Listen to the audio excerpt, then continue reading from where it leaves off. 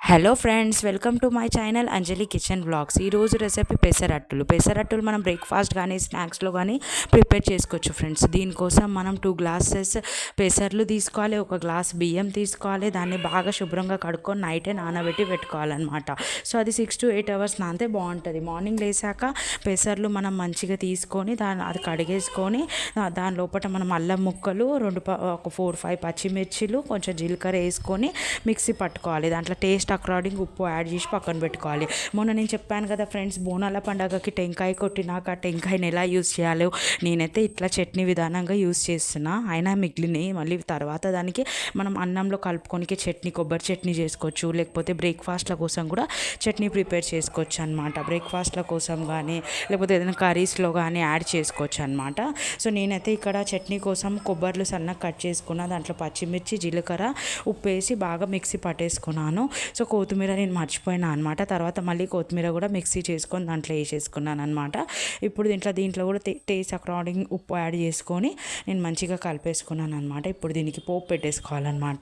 ఇట్లనే తినొచ్చు, కానీ పోపు పెడితే బాగుంటుంది. నాకు పోపు ఇష్టం కాబట్టి పోపు పెడుతున్నాను.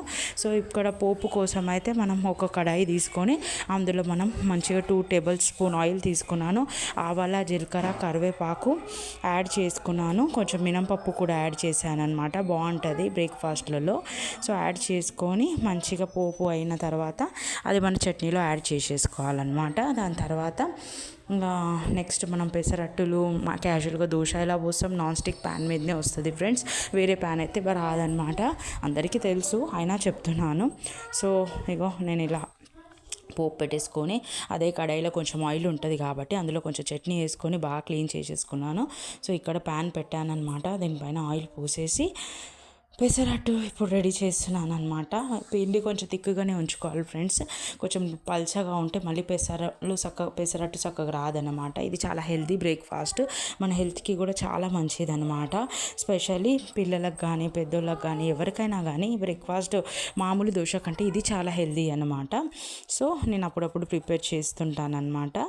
సో నెక్స్ట్ ఏంటంటే, బోనాల పండగ తర్వాత కొబ్బరికాయలు ఉంటాయి కదా ఫ్రెండ్స్, అది మనం ఏం యూజ్ చేయాలో అర్థం కాదు. పచ్చి కొబ్బరి తింటే గొంతు కూర్చుంటుంది. ఎందుకంటే ఇప్పుడు వర్షాలు పడుతున్నాయి, బయట క్లైమేట్ కూడా బాగాలేదు కదా.